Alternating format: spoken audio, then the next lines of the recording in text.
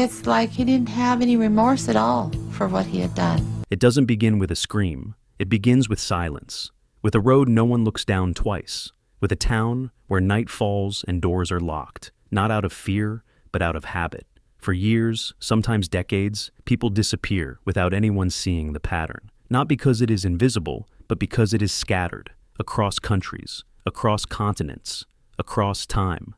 This story is not about a single monster, but about how systems fail, how warnings are missed, and how certain names only gain meaning when it is already too late. What you are about to hear avoids spectacle. Only facts, in order, step by step, through time. If you value calm, deeply researched documentaries like this, take a moment to subscribe and keep watching. What comes next grows heavier and much clearer. November 1965. New York City, United States. By the mid-1960s, New York was a city that had learned to live with noise. Traffic never stopped. Neon lights burned through the night. Apartment buildings pressed together so tightly that strangers could hear each other breathe through the walls. Violence existed, but it blended into the background of daily life. It rarely arrived as something singular. It appeared as fragments. A missing person report here, an unidentified body there, a case that never quite formed into a story. This is where Richard Cottingham's timeline begins. There was no nickname yet, no label, no media attention, no pattern recognized.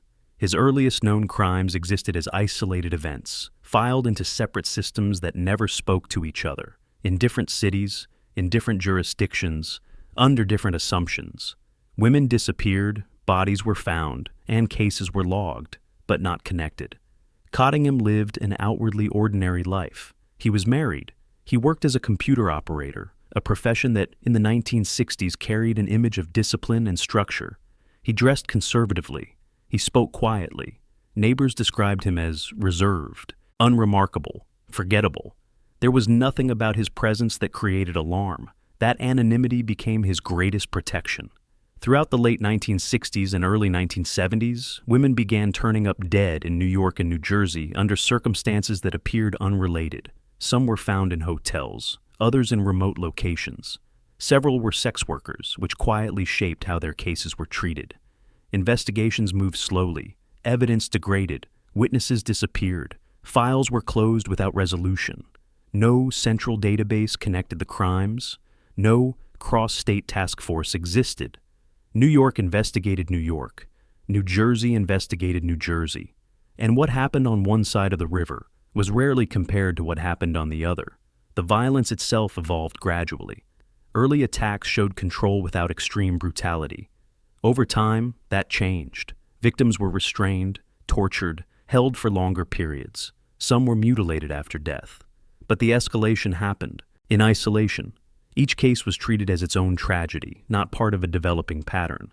Cottingham learned from every encounter. He chose locations that required little identification, hotels that accepted cash, areas where witnesses were unlikely to intervene. He crossed state lines not to escape, but to fragment responsibility. He targeted women whose lives existed on the margins of official systems, knowing their disappearances would not generate immediate urgency.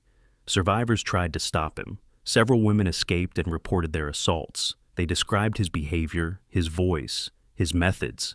Charges were filed, cases were opened, and then they collapsed. Victims did not appear in court. Some disappeared again, others were discredited.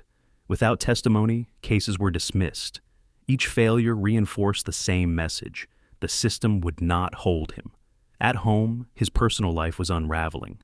His marriage deteriorated under emotional distance and long absences that had no explanation. His wife eventually filed for divorce. Unknown to her at the time, Cottingham had converted part of their home into a locked room. Inside were items later identified as belonging to victims. Personal objects taken not as symbolic trophies, but as proof of control, evidence of dominance, evidence of permanence. By the late 1970s, the violence accelerated. Abductions became more organized. Victims were transported across state lines. Assaults lasted longer. Survivors described extreme cruelty, but also something more unsettling: calm. Cottingham did not appear frantic. He followed routines. He believed himself protected by the same invisibility that had shielded him for years. He was not hiding. He was operating in plain sight, moving through systems that were too fragmented to recognize him. That illusion collapsed in May 1980. On the night of May 22nd, Cottingham picked up an 18-year-old woman in Manhattan and brought her to a hotel in New Jersey. The encounter followed his established pattern: restraints, threats, control. But this time, something went wrong. She resisted. She screamed. Hotel staff intervened. Police arrived before he could escape. For the first time, Richard Cottingham was arrested during an active attack. The investigation that followed did what decades of disconnected cases could not. Police searched his car, his home, the locked room. They recovered personal belongings that were traced back to missing and murdered women. Names that had once existed in separate files began to align. Patterns emerged where none had been seen before. Survivors identified him. Evidence connected him to multiple assaults and murders across 2 states. In court, victims testified. Physical evidence corroborated their accounts. Cottingham was convicted and sentenced to life imprisonment. Decades later, he would confess to additional killings, some verified, others impossible to confirm, many permanently unresolved. What defines his story is not only the number of victims, it is the time.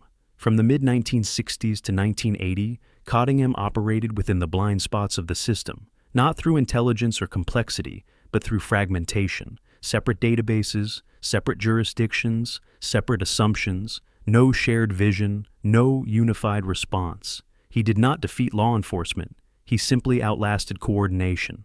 And when he was finally stopped, the structure that allowed him to exist was still intact. Because while Cottingham was being processed through the courts, another pattern was already forming elsewhere. Different cities, different countries, different victims, but the same conditions: silence, separation, and systems that failed to connect what should have never been separate in the first place. And as one name disappeared into prison records, others were already beginning their timelines: unnoticed, unnamed, and invisible. 1969 New Jersey, United States. The late 1960s marked a quiet shift in how America moved. Highways stretched farther, hitchhiking was common, and mobility created freedom, but also anonymity. People disappeared more easily than they once had. When they did, the absence rarely pointed to one explanation. It pointed outward, to chance, to lifestyle, to personal risk. Gerald Stano entered this landscape without announcement. Born Paul Zeininger, later renamed Gerald Stano, his early life had already been marked by instability long before violence appeared: neglect, abandonment. A childhood so damaged that doctors once claimed he was incapable of functioning normally. By adulthood, he carried no visible warning signs that distinguished him from thousands of other men drifting through temporary jobs and temporary towns. His crimes did not begin with spectacle. They began quietly, and they began scattered. By his own later admissions, Stano's first murder occurred in 1969 in New Jersey. There was no immediate investigation that connected the death to anything larger, no sense that it was the opening of a pattern. The victim became another name in a growing list of missing young women, a list that stretched across counties and states without ever fully overlapping. Throughout the 1970s, Stano moved constantly: New Jersey, Pennsylvania, Florida. He worked in hospitals, retail, temporary labor. He was fired often. He stole. He lied compulsively. He blended into places where people passed through rather than stayed. This movement was not strategic in a traditional sense. It was impulsive, but the result was the same. His crimes became geographically fragmented before anyone realized they were connected. Stano targeted young women in vulnerable situations: hitchhikers, runaways, women without stable housing. Some were assaulted, some were stabbed, others were strangled. Bodies were left in remote areas, wooded lots, vacant land. Identification was slow. In several cases, it never came. Law enforcement did not see a single offender. They saw isolated incidents spread across wide distances. Different methods, different victim profiles, different jurisdictions. No central authority collected the information in one place. Each department worked its own cases, unaware of what neighboring states were seeing. Stano learned something early. Attention faded quickly. When bodies were discovered, investigations surged briefly, then stalled. Evidence degraded. Witnesses disappeared. Leads dried up. He continued moving, carrying the certainty that even if he was questioned, nothing would follow. That confidence grew over time. By the mid-1970s, Stano was killing more frequently. Yet he was not cautious in the way later offenders would be. He spoke openly. He bragged. He fabricated stories that blurred truth and fantasy. When questioned by police on unrelated matters, he sometimes hinted at violence. But without evidence, nothing could be done. He existed in a gap between suspicion and proof.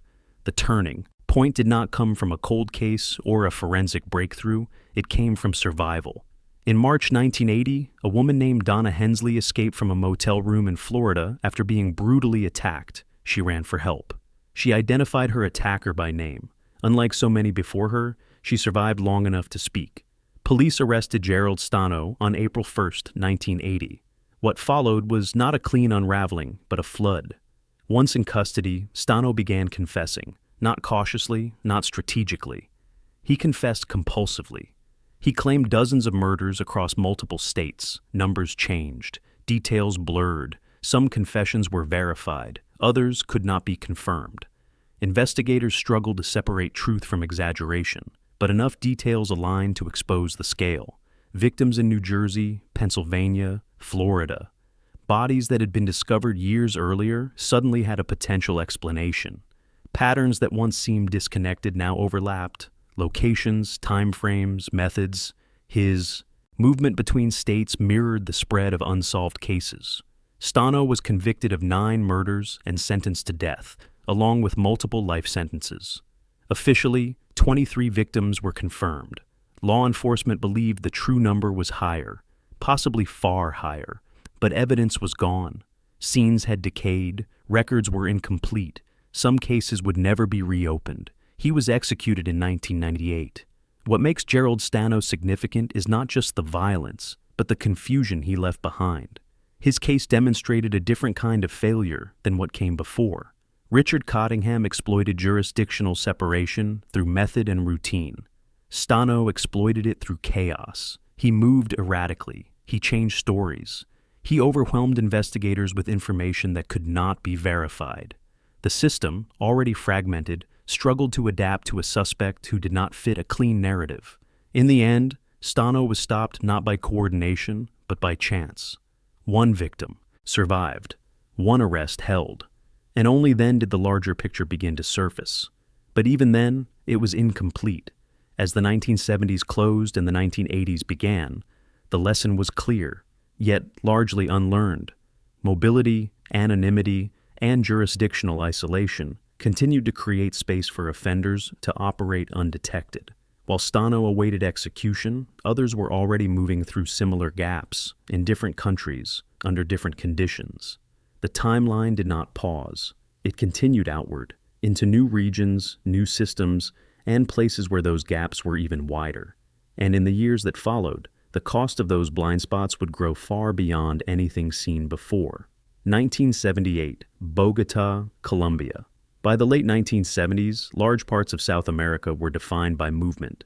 Economic instability, political violence, and internal conflict pushed families from rural regions into cities, and from cities across borders. Children worked in streets and markets. Records were inconsistent. Entire communities existed outside reliable administrative systems. In this environment, disappearance was common enough that it rarely pointed to deliberate violence.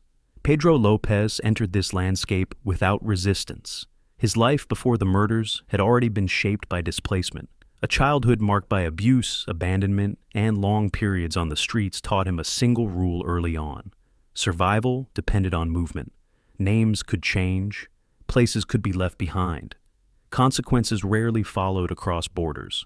When Lopez began killing, there was no unified structure capable of tracking where he had been, or where he was going next. His confirmed series of murders began after his release from prison in 1978.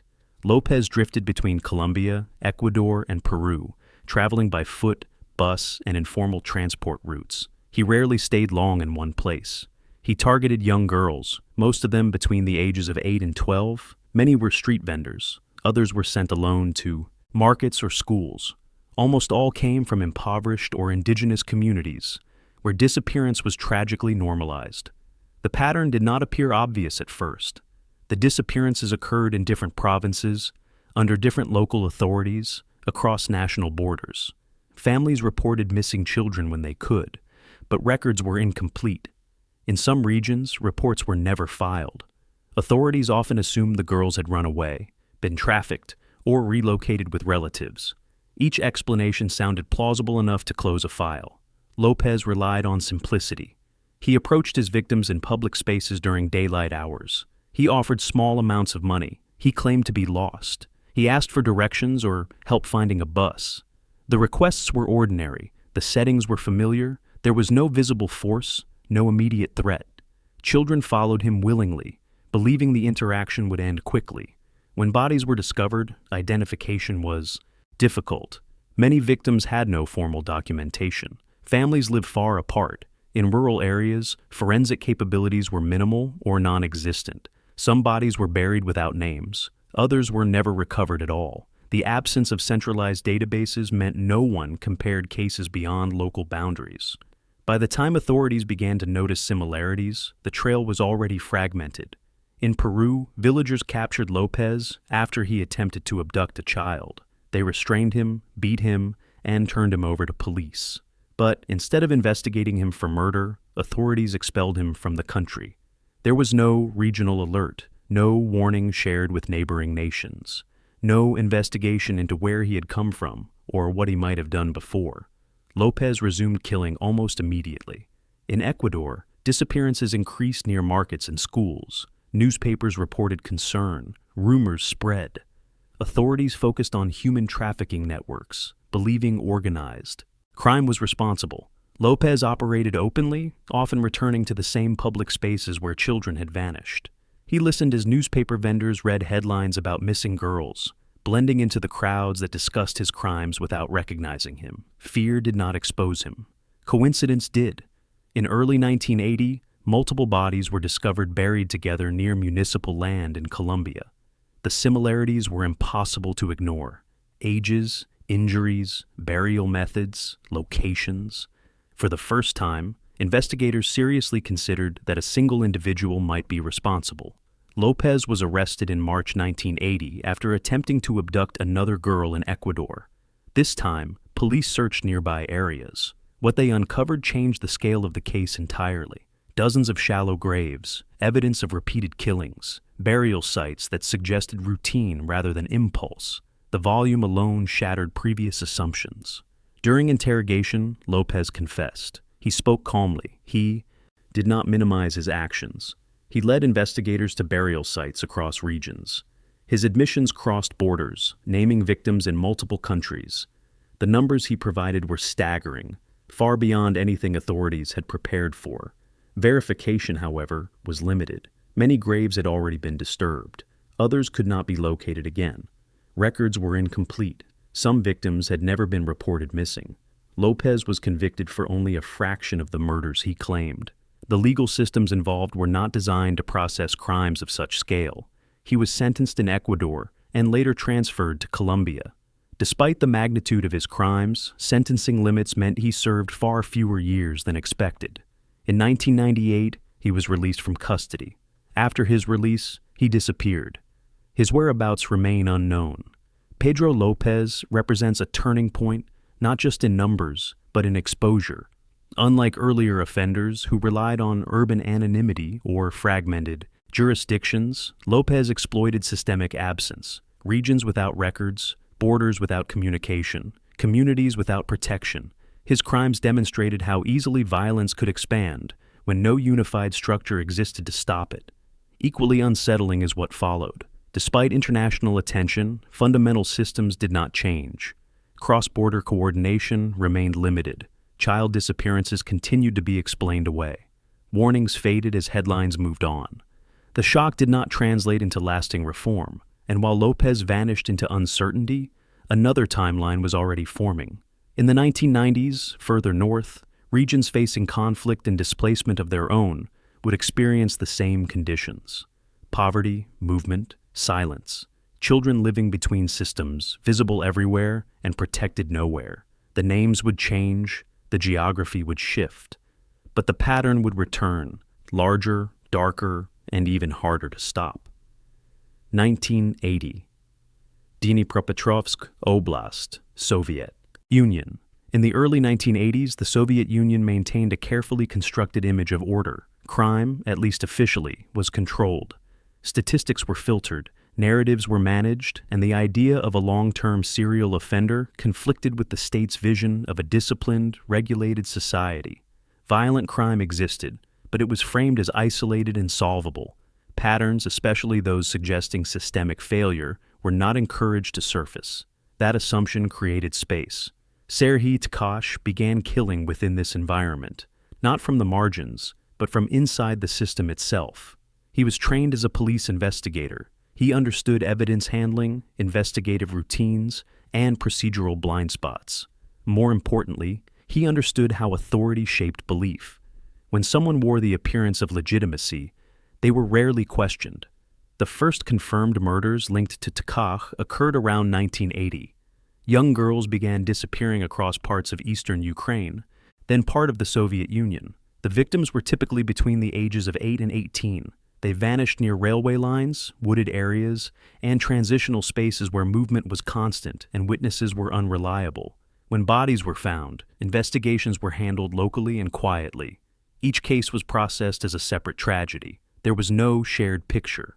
Soviet law enforcement operated through rigid compartmentalization. Regional departments reported upward through layers of bureaucracy, but rarely communicated laterally. Information moved slowly and selectively. Patterns that crossed district boundaries were difficult to recognize, and even harder to acknowledge. Acknowledging them implied failure, something the system resisted. Tkach exploited this structure deliberately. As a former investigator, he knew how crime scenes were processed. He understood how police dogs tracked scent, and how easily that tracking could be disrupted. He committed murders near railway tracks recently treated with tar, confusing canine units. He selected locations that suggested transient offenders rather than local familiarity. Each decision reflected professional knowledge, not impulse. Even more damaging was what happened next. As murders accumulated, pressure mounted on local authorities to produce results. The expectation was resolution, not uncertainty. Suspects were identified quickly, often based on weak circumstantial evidence. Confessions were coerced, files were closed. Over time, at least 15 innocent men were convicted for murders committed by Tkach. Some served decades in prison. One died by suicide. Their cases were considered successes at the time. The real offender remained active. Throughout the 1980s and into the 1990s, Tkach continued killing. He moved across regions: Dnipropetrovsk, Zaporizhia, Kharkiv, Crimea. His victims were assaulted, suffocated, and in many cases sexually violated after death. The brutality escalated, but the investigations did not evolve alongside it. Each jurisdiction worked in isolation, unaware that similar crimes were unfolding nearby. Tkach blended into ordinary life. After leaving the police, he worked various jobs. He married. He had children. He attended community gatherings. At one point, he attended the funeral of one of his victims. His familiarity with investigative culture allowed him to observe how crimes were discussed, which theories were favored, and how rarely connections were made. He was not hiding, he was watching. For years, tips surfaced and vanished. Witnesses reported suspicious behavior, families raised concerns, but none of it coalesced into sustained action. The idea that a former police investigator could be responsible was rarely entertained. Authority itself became camouflage. The collapse came from chance, not strategy. In 2005, after more than 25 years of killings, children attending a funeral claimed they had seen Tkach with the victim, shortly before her death. Unlike countless earlier tips, this one was pursued. Investigators arrested him in August of that year. What followed was devastating. Tkach confessed. He described murders spanning decades. He led investigators to locations. His admissions aligned with long unsolved cases. The scale of failure became undeniable. A single offender had operated for over 2 decades while innocent men were imprisoned in his place. In 2008, Takash was sentenced to life imprisonment for 37 confirmed murders. He claimed the true number exceeded 100. Many cases could no longer be verified. Evidence had deteriorated. Witnesses had died or forgotten. Entire investigative records had been built on false conclusions. He died in prison in 2018. Serhiy Takac represents a collapse different from those that came before. Where earlier cases exposed the absence of systems or coordination, Takac exposed how systems themselves could be weaponized. Authority became protection. Procedure became a shield. The structures designed to prevent violence instead concealed it. The damage extended far beyond the victims. Families lost daughters. Innocent men lost decades of their lives. Trust in institutions eroded quietly, long before the truth emerged. And when it finally did, it arrived too late to undo what had already been done. Yet even this revelation did not end the pattern. As the Soviet Union dissolved and borders shifted, records fragmented again. Oversight weakened. In other parts of the world, different systems would fail in different ways, producing the same result: silence, delay, fragmentation. The timeline continued forward, and in the early 1990s, in a region facing deep poverty, social upheaval, and institutional strain, the scale would expand once more, beyond anything previously documented, and with consequences that would echo for decades. 1994, Gauteng Province, South Africa. By the early 1990s, South Africa was in transition. Apartheid had ended, democratic elections had taken place, and the country was attempting to rebuild itself under intense international attention. Institutions were being restructured, while still expected to function. Law enforcement agencies faced enormous pressure, rising crime rates, and severe shortages of experienced personnel. Amid political hope and social uncertainty, public safety became fragmented. That fragmentation created opportunity. Moses Sithole began killing in 1994, during the first year of South Africa's new democracy. National focus was fixed on reconciliation, reform, and healing. Violent crime was widespread, and individual cases were often absorbed into a broader narrative of instability. Patterns were difficult to recognize when everything appeared chaotic. Sithole did not operate from the margins. He placed himself at the center of trust. He presented himself as a representative of an organization called Youth Against Human Abuse. The name suggested protection, reform, and moral authority. He claimed to recruit women for jobs and training programs. In a country with extremely high unemployment, especially among young women, the offer felt legitimate. Victims approached him willingly. Most were young women searching for work. They met him in public spaces, often after hearing about opportunities through word of mouth. Sithole carried paperwork. He conducted what appeared to be interviews. He spoke the language of progress and empowerment. Nothing about the process seemed overtly dangerous. Once trust was established, he moved them. Under the pretense of further interviews or job placement, Sithole led victims to remote fields, undeveloped land, or isolated areas near townships. There, they were assaulted and killed. Many were strangled with their own clothing. Some were beaten. Their bodies were left exposed, discovered days or weeks later. The first confirmed murders occurred in Atteridgeville, near Pretoria. Women began disappearing. Bodies were recovered in nearby areas. Investigations were opened, but each case was handled separately. Some were classified as sexual assaults, others as robberies. The broader pattern went unnoticed. Sithole did not stay in one place. After Atteridgeville, the killings shifted to Boksburg, then later to Cleveland near Johannesburg. The geographic movement confused investigators. The crimes appeared similar, but occurred under different jurisdictions. Some believed multiple offenders were responsible. Others attributed the violence to the general crime surge following political change. The media eventually labeled the offender the ABC killer, referencing the locations. But naming did not equal understanding. Police resources were stretched thin. Case backlogs were overwhelming. Coordination between regions was inconsistent. Victims were often from marginalized communities, where disappearances did not always generate immediate pressure. Sithole exploited these conditions with precision. What made his case particularly disturbing was his visibility. He followed media coverage closely. He listened to radio broadcasts discussing the murders. He attended community discussions about safety. In some cases, he contacted the families of victims by phone, pretending to offer information. In reality, he was confirming whether bodies had been found. Fear itself became a shield. As the number of victims grew, panic spread across Gauteng province. Women were warned not to attend job interviews alone. Community patrols were formed. Public anxiety intensified, but the investigation struggled to catch up with the pace of the killings. The situation escalated to the highest level. President Nelson Mandela publicly appealed for assistance in capturing the killer. The acknowledgement reflected the scale of the crisis. Yet, even with national attention, progress remained slow. Zeithole continued operating, adapting his movements as awareness increased. The turning point did not come from forensic breakthroughs or profiling. It came from Zeithole himself. In October 1995, he contacted journalist Tamsin de Beer. During a recorded phone conversation, he identified himself as the killer. He spoke calmly and without urgency.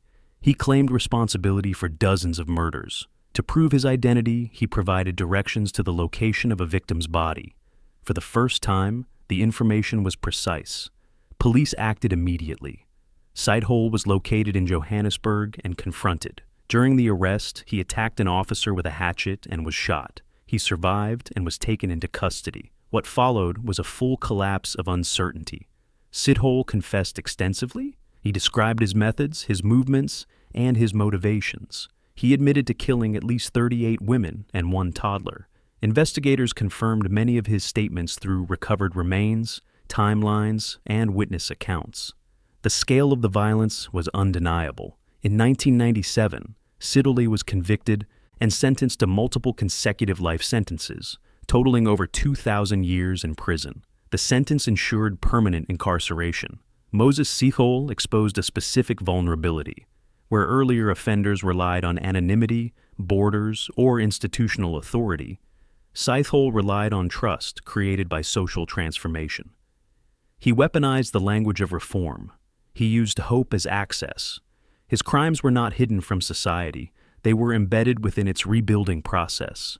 The damage extended far beyond individual cases. Families lost daughters who believed they were stepping toward opportunity.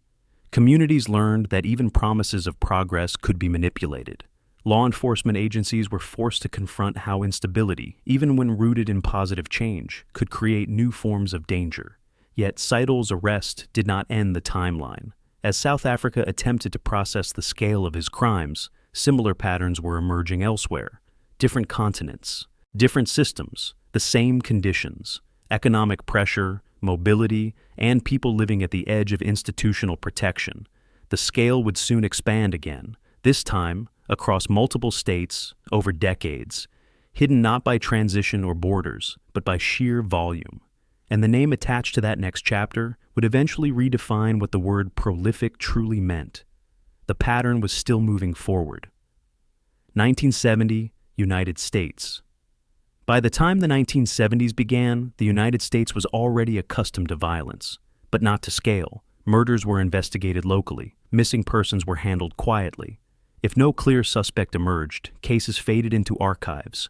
The idea that one individual could be responsible for dozens of killings across multiple states was not yet embedded in investigative thinking. Samuel Little began killing in that blind spot. Unlike many offenders before him, Little did not rely on structure, authority, or deception through institutions. He relied on something far simpler: invisibility through volume. He moved constantly, left almost no physical evidence, and targeted victims whose disappearances rarely generated sustained attention. His first known murders occurred around 1970. At the time, Little was already drifting across the country. He lived transiently, staying in shelters, abandoned buildings, or with acquaintances he met briefly. He worked sporadically. He was arrested often for theft, assault, fraud, and other non-lethal crimes, but rarely held for long. Each arrest placed him briefly inside the system, then released him back into motion. That motion became his method. Little targeted women who existed at the margins of society. Many were struggling with addiction. Some were unhoused. Others were involved in sex work. Their lives were unstable enough that disappearance did not immediately trigger alarms. When bodies were found, causes of death were often misclassified as overdoses, accidents, or natural causes. Strangulation leaves little evidence. Little understood that, instinctively. He did not use weapons that left ballistic or tool marks. He used his hands. He killed quickly. In many cases, there were no visible signs of struggle. Autopsies, especially in earlier decades, failed to recognize homicide. As the 1970s turned into the 1980s, Little continued. He moved through California, Texas, Ohio, Florida, Mississippi, and dozens of other states. He was arrested repeatedly, sometimes within days of committing murders. In several instances, he was questioned in connection with killings and released due to lack of evidence. Witness testimony was unreliable. Forensic technology was limited. Jurisdictions did not communicate. He was never stationary long enough to form a pattern. Even when Little was convicted for violent assaults, sentences were short. He served time, he was released, and he resumed killing almost immediately. Each incarceration interrupted the timeline, but never ended it. What set Little apart was not intelligence or planning, it was endurance. Decade after decade, he continued operating under the same conditions. Police departments focused on individual cases. No one aggregated the data. No one saw the full map. The volume itself obscured the pattern. By the 1990s, his victim count had already surpassed anything authorities imagined possible. Still, he remained unidentified. Bodies were found in alleys, vacant lots, abandoned buildings. In some cases, they were not found at all. Missing persons reports were incomplete. Names were lost. Entire lives were reduced to single lines in police records, if recorded at all. Little later described the killings as routine. He did not keep written records. He did not photograph victims. He relied on memory, and remarkably, that memory proved precise. He remembered faces, locations, and years with disturbing clarity. The collapse of his anonymity did not come from new murders. It came decades later. In 2012, Little was arrested in Kentucky on an unrelated charge. DNA evidence connected him to several cold cases in California. For the first time, investigators had a forensic anchor, a way to link crimes across time and geography. What followed was unprecedented. Little began confessing, not defensively, not selectively. He spoke openly about murders spanning more than 3 decades. He described locations, victims, and circumstances. Investigators were skeptical at first. The numbers sounded impossible. Then the confirmations began. Details he provided matched unsolved cases with uncanny accuracy. Locations aligned, timelines fit. In several cases, he described victims who had never been publicly identified. He drew sketches of women he had killed, portraits so detailed that families recognized them decades later. The scale expanded with each verification. The FBI eventually confirmed at least 60 murders, making Samuel Little the most prolific serial killer in the United States. History by confirmed count. Investigators believe the true number is higher, potentially exceeding 90. What made his case especially devastating was how ordinary the failures were. There was no single mistake, no dramatic oversight. Just decades of fragmented investigations, limited resources, and assumptions about whose lives mattered enough to pursue aggressively.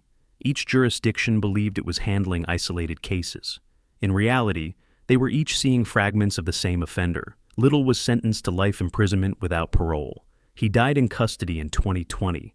Samuel Little represents the endpoint of the pattern. Where earlier cases exploited borders, institutions, or transitions, Little exploited time itself. He outlasted generations of investigators. He moved through eras of changing technology and policy without being caught.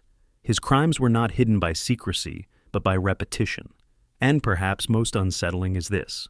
Little was arrested many times during his killing years. He was interviewed. He was incarcerated. He was released, again and again. The system encountered him repeatedly and never saw him. As his confessions closed cases across the country, families finally received answers. Names were restored. Lives were acknowledged. But justice arrived decades too late for most. And even as his case redefined what prolific meant, it raised an unavoidable question. If one man could kill this many people, across this many places for this long, unseen, then how many others operated in smaller numbers, just beneath the threshold of recognition? Because the timeline does not end here. Beyond the United States, in regions with fewer resources and weaker systems, the same conditions persisted. And in the early 2000s, another name would emerge, attached to a spree so concentrated, so sudden, that it would shock an entire nation into attention. The pattern was not finished. 2000 Henan Province, China. By the turn of the millennium, China was changing at extraordinary speed. Rural regions were emptying as people moved towards cities. Economic reforms had transformed daily life, but they had also deepened inequality between urban centers and isolated villages. In many rural areas, families lived far from police stations. Communication was limited, and violent crime was still widely perceived as rare. That assumption would prove fatal. Yang Xinhai began killing in September 2000, not quietly and not selectively, but with sudden, overwhelming force. His crimes did not unfold over decades. They erupted in concentrated bursts across multiple provinces, leaving entire households dead behind him. Yang did not target individuals. He targeted families. Born into extreme poverty in Henan Province, Yang drifted through China for years before the murders began. He worked as a laborer, slept wherever he could, and moved constantly. He had previous convictions for theft and attempted sexual assault, serving time in labor camps and prison before his release in 1999. When he returned to society, there was no supervision, no monitoring, and no support. Within a year, the killings began. Yang operated almost exclusively at night. He traveled on foot between villages, choosing homes on the outskirts where families slept together in single rooms. He carried simple tools, hammers, axes, shovels, objects that raised no suspicion and left no distinctive forensic signature. He broke in while people slept. What followed was swift and devastating. Entire families were killed in minutes, adults, children, in some cases, infants. Yang did not linger. He struck repeatedly, then disappeared back into the darkness, often wearing new clothes and oversized shoes to confuse any potential tracking. The first known murders occurred in Henan Province. A family was found dead in their home, then another in a different village. Local police treated each incident as an isolated robbery or personal dispute. Rural crime scenes were processed quickly, sometimes inadequately. Evidence was minimal. Witnesses were non-existent. There was no immediate recognition of a pattern. As weeks passed, the killings spread beyond Henan. Anhui, Hebei, Shandong. Entire households were discovered slaughtered overnight. In some cases, women were sexually assaulted. In others, nothing appeared to be stolen. The randomness confused investigators. Different provinces handled cases independently. Police departments did not share information effectively. There was no centralized violent crime database capable of rapidly linking incidents across regions. By the time similarities were noted, Yang had already moved on. Fear spread faster than information. Villagers began sleeping in shifts. Some fled to relatives' homes. Others barricaded doors with furniture. Rumors circulated about multiple killers, criminal gangs, or supernatural explanations. The scale of the violence overwhelmed local law enforcement, which lacked experience with crimes of this magnitude. Yang continued killing through 2001 and 2002. His attacks were methodical. He avoided confrontation. He did not speak to victims. He did not threaten. He entered, killed, and left. In some cases, he wiped tools clean or abandoned them entirely. He never stayed long enough to be seen. Unlike earlier offenders, Yang did not rely on invisibility through neglect. He relied on speed. By 2002, the death toll had reached dozens. Still, no suspect had been identified. Composite sketches were impossible. Survivors were rare. The few who survived attacks were often severely injured and unable to provide details. The break came in 2003. Yang was detained during a routine inspection at an entertainment venue in Hebei Province. He behaved suspiciously. His identity documents raised questions. When police checked his background, they discovered he was wanted in multiple provinces for murder. Once arrested, the case unfolded. Rapidly, Yang confessed without hesitation. He admitted to killing 67 people between 2000 and 2003. He described locations, methods, and dates with precision. Investigators matched his confessions to crime scenes across 4 provinces. Entire families previously treated as isolated tragedies were suddenly connected. The speed of confirmation was unprecedented. Unlike long-term serial cases, Yang's crimes were recent. Evidence still existed, records were intact, bodies had been identified. The scope of the violence became clear almost immediately. Yang offered no complex explanation. He stated that he killed because he felt rejected by society. He claimed he had no desire to belong, no concern for whether victims deserved to live. His statements were flat, devoid of justification or remorse. In February 2004, Yang was sentenced to death. He was executed days later. Yang Xinhai represents a different extreme in the timeline, where others relied on years of invisibility. Fragmented systems or social neglect, Yang relied on concentration. His spree was short, intense, and geographically expansive. He demonstrated how devastating violence could be when speed outpaced coordination. His case forced immediate response. Chinese authorities acknowledged the failures. Rural policing was reviewed. Communication between provinces was strengthened. Patrols increased. But the reforms came after the damage had already been done. Entire villages were left traumatized. Families were erased in single nights. Survivors were left without explanations that could bring comfort. The violence did not fade slowly into archives. It burned itself into public memory through sheer brutality. And yet, even this was not the final chapter. While Yang's crimes ended abruptly, the broader pattern persisted elsewhere. Different regions, different systems, different scales. The conditions that allowed such violence to occur, isolation, movement, and delayed recognition, continued to exist. The timeline stretches further, and in South America, during the same decade, another offender would emerge whose victim count would surpass even the most extreme estimates, not through speed alone, but through years of unchecked brutality hidden in plain sight. The pattern was still alive. 1992, Western Colombia. By the early 1990s, Colombia was living with overlapping crises. Armed conflict displaced entire communities. Poverty pushed children onto the streets. Rural regions were fractured by violence, migration, and weak institutional presence. In many areas, children moved constantly between towns, markets, farms, and roadsides, often without formal schooling or consistent guardianship. In that environment, disappearance rarely meant alarm. Luis Garavito began killing in 1992, and unlike most offenders before him, he did not rely on distance, borders, or anonymity alone. He relied on abundance. An abundance of vulnerable children, an abundance of movement, and an absence of systems capable of seeing the full picture.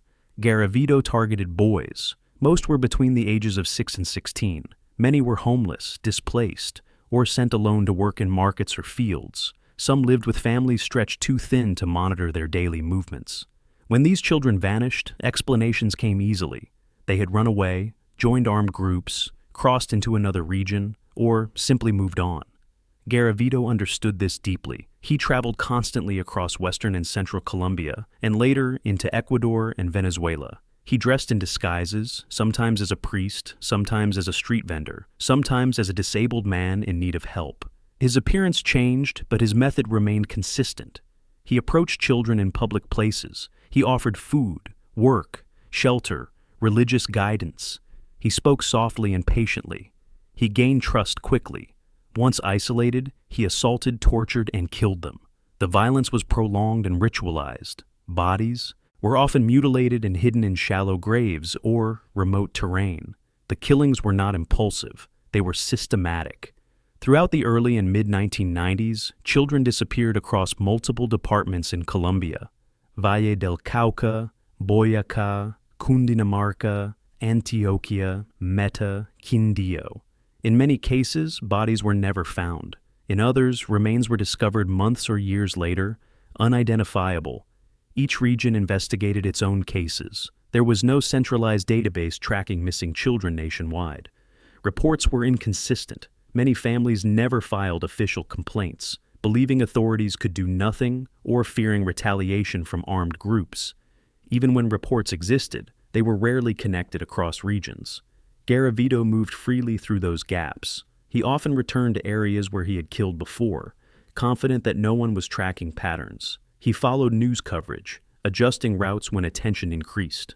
He crossed provincial boundaries constantly, ensuring no single police unit saw more than fragments. By the late 1990s, the scale was already catastrophic, yet no one knew. The break came by chance, not design. In April 1999, Garavito attempted to assault a 12-year-old boy near Bogota. The child escaped and reported the attack. Police arrested Garavito for attempted sexual assault. At first, there was no indication he was connected to anything larger. Then, investigators searched nearby areas. What they found changed everything. Shallow graves, remains, evidence of repeated killings. As searches expanded, more burial sites were discovered. The pattern became undeniable. Children had been disappearing along Garavito's travel routes for years. Confronted with the evidence, Garavito confessed, not partially, not cautiously. He confessed extensively. He led authorities to grave after grave. He described methods, locations, and timelines. He admitted to murdering at least 193 children. Later statements suggested the number could be even higher. Investigators were overwhelmed by the volume of information and the sheer number of sites. Verification became a race against time. Many remains were decomposed beyond identification. Families searched lists desperately. Some would never know whether their missing children were among the dead. Authorities confirmed over 140 murders, making Garavito the most prolific serial killer in modern history by verified count. The legal system struggled to respond. Garavito was convicted of multiple murders and sentenced to more than 1,800 years in prison under Colombian law. Yet, sentencing limits meant he would serve far fewer years. The symbolic weight of the sentence could not compensate for its practical limits. His case exposed a devastating truth. This was not a failure of one police department or one region. It was a failure of scale. The systems in place were not built to track violence that moved faster and farther than their jurisdictional boundaries. Children living outside stable structures simply vanished into statistical noise. Garavito exploited displacement itself. Armed conflict created movement. Poverty created vulnerability. Weak record-keeping erased patterns. His crimes were hidden not because they were subtle, but because they were spread across a country already overwhelmed by loss. The impact rippled outward. Communities reevaluated how children moved through public spaces. Authorities acknowledged the absence of coordination, but reforms came after the damage was done. Hundreds of families were left without closure. Entire regions carried unspoken trauma. Garavito remains imprisoned. He died in custody in 2023. Luis Garavito represents the most extreme convergence of the pattern so far.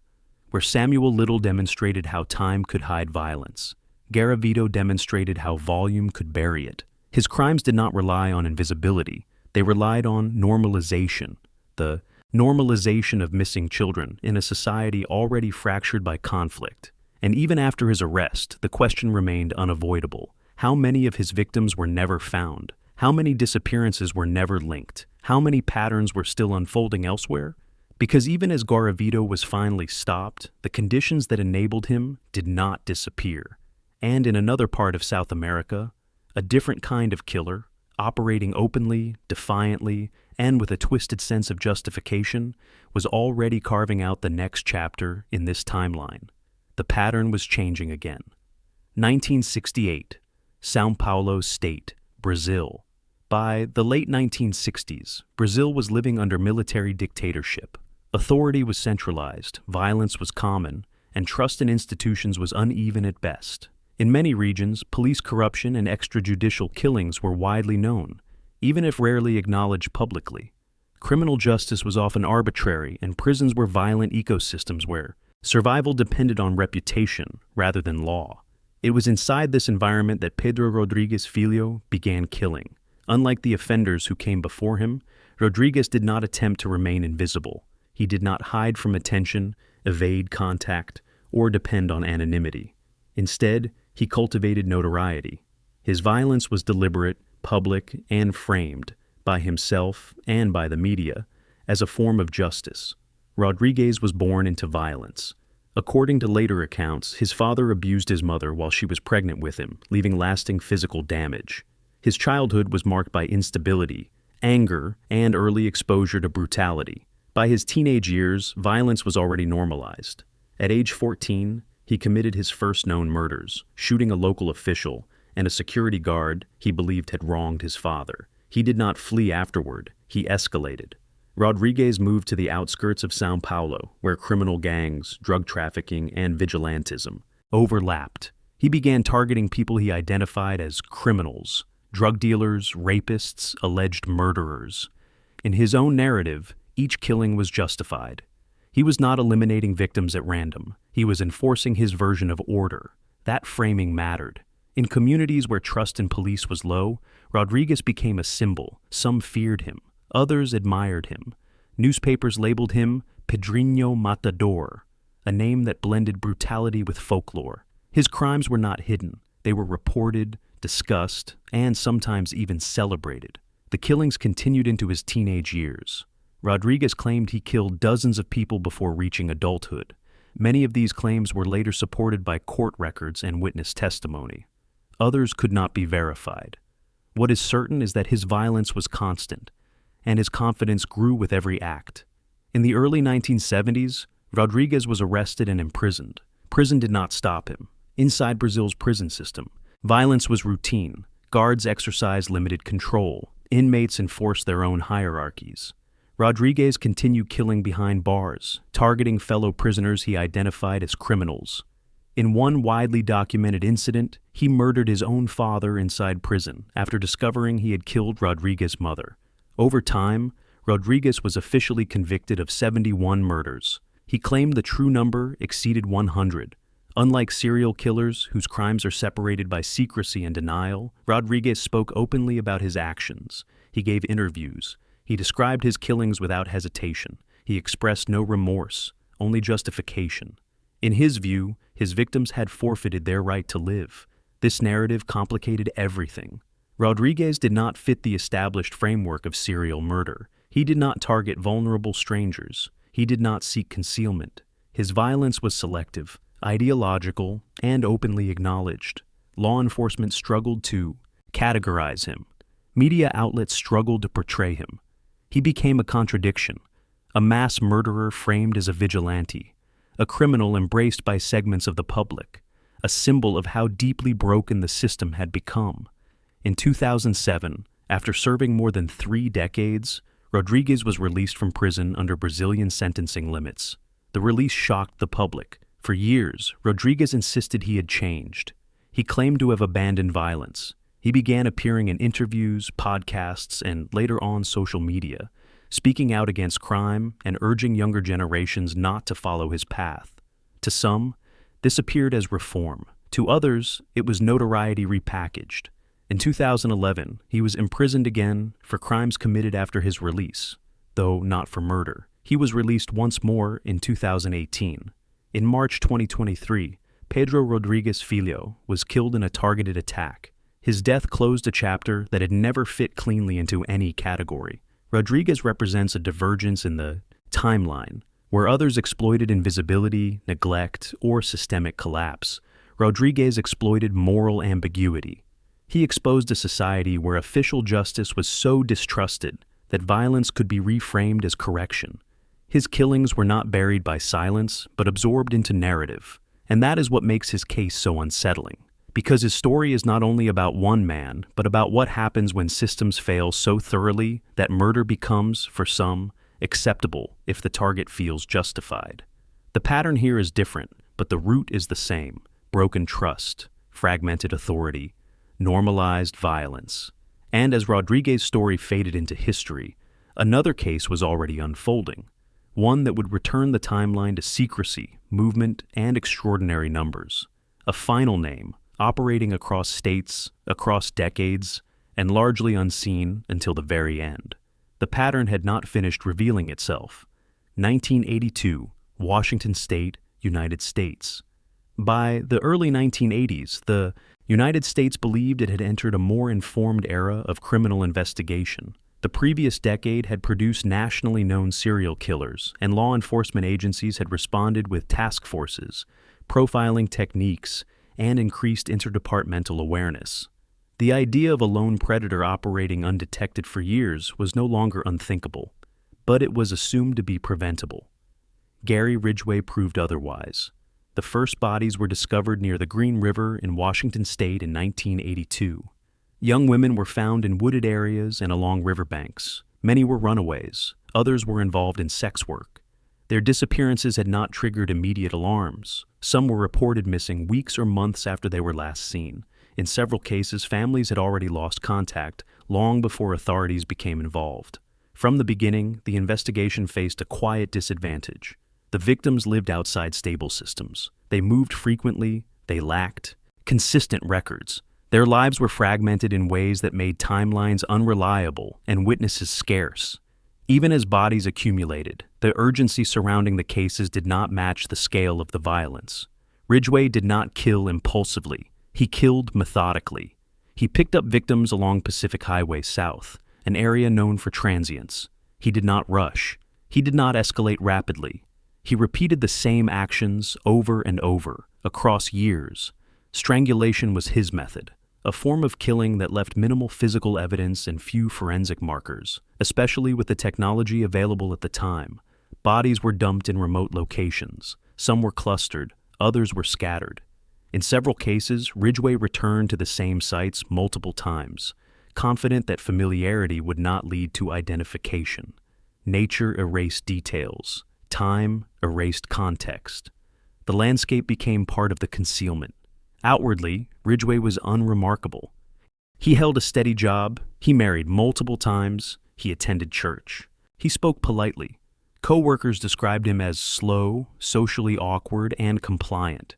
There was nothing about his daily routine that suggested danger.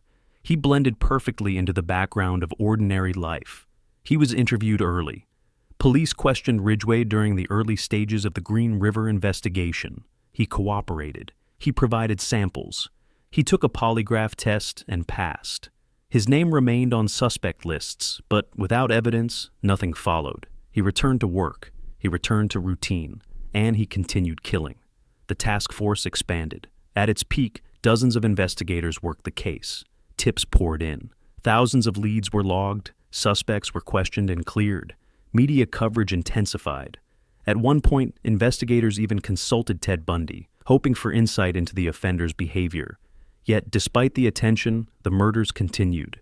Ridgway adapted quietly. He changed disposal sites. He adjusted routines. He understood something crucial. Being known to police was not the same as being provable. Visibility without evidence meant safety. He operated within that margin for more than a decade. By the mid-1980s, the frequency of murders declined. This did not reflect remorse or reform. Ridgway later explained that changes in his personal life, relationships, routine, aging, reduced opportunity. The desire did not disappear. The behavior paused. In some cases, it resumed briefly years later. The investigation stalled. Cases went cold. Evidence sat untested. Families waited. For many, the absence of answers became permanent. The Green River Killer remained unidentified, even as his name became part of national awareness. The breakthrough did not come from a confession or a witness. It came from time and technology. In the late 1990s, advances in DNA testing allowed investigators to re-examine evidence collected years earlier. Samples that had once been inconclusive could now be analyzed, on with far greater precision. When those tests were finally conducted, the results pointed back to a familiar suspect, Gary Ridgway. In November 2001, Ridgway was arrested as he left work. He did not resist. He did not deny involvement when confronted with evidence. During interrogation, he confessed gradually, revealing details only when presented with proof. Over time, he admitted to killing 49 women. Investigators believe the true number may be significantly higher. What followed was not chaos or spectacle. It was exhaustion. Ridgway accepted a plea agreement that spared him the death penalty in exchange for cooperation. He led investigators to burial sites across Washington state and beyond. Some remains were recovered, others were not. Families finally received answers decades after their loved ones vanished. In court, Ridgway showed little emotion. He was sentenced to life imprisonment without the possibility of parole. The sentence ensured he would never leave prison, but it could not undo the years of violence or the decades of uncertainty endured by victims' families. Ridgway's case represents a convergence of every failure seen before. Like Samuel Little, he targeted vulnerable women whose disappearances did not trigger immediate alarm. Like Richard Cottingham, He benefited from fragmented attention and jurisdictional limits. Like earlier offenders, he exploited time itself, knowing that evidence fades faster than suspicion.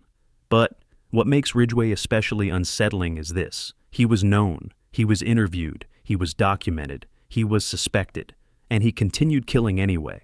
His case demonstrates that awareness alone does not stop violence. Resources alone do not guarantee resolution. Even large-scale investigations can fail when assumptions about victims influence priority and urgency. With Ridgway, the timeline reaches a grim completeness. Different continents, different decades, different systems, the same result. Violence persists where attention fades. It thrives where lives are considered expendable. It survives inside the spaces between suspicion and proof. And as these cases show, the most dangerous offenders are not always hidden in darkness. Sometimes they are already known, already nearby, and already dismissed. The pattern was never rare. It was simply scattered enough to endure. The timeline ends here, but the pattern does not. Across decades, continents, and systems that had nothing in common on the surface, the same conditions kept repeating: fragmented attention, assumptions about who mattered, gaps between jurisdictions, time-erasing urgency. Each case looked different. Each offender operated in their own way, but none of them existed in isolation. What connects them is not psychology alone. It is structure. Again and again, violence was allowed to continue, not because it was invisible, but because it was inconvenient to fully see. Victims lived on the margins. Disappearances were explained away. Early warnings were diluted by workload, bias, or disbelief. And by the time patterns were undeniable, the damage was already irreversible. Some killers exploited borders. Others exploited trust. Some relied on chaos. Others relied on routine. But all of them relied on the same silence. The silence between reports. The silence between departments. The silence between knowing something is wrong and proving it. And that silence always lasted longer than it should have. These stories are uncomfortable because they force a question with no easy answer. Not how such people exist, but how often systems encounter them, question them, and still let them pass through. Because in almost every case you've just heard, the signs were there. They were interviewed, they were reported, they were suspected, and they kept going. This is not a story about monsters hiding in the dark. It is a story about what happens when attention fades, priorities shift, and patterns are left unconnected. And that is why these cases still matter. If you're still watching, let me know in the comments where you're watching from. Thanks for watching, and remember to close the door tonight, because the next case could be closer than you think.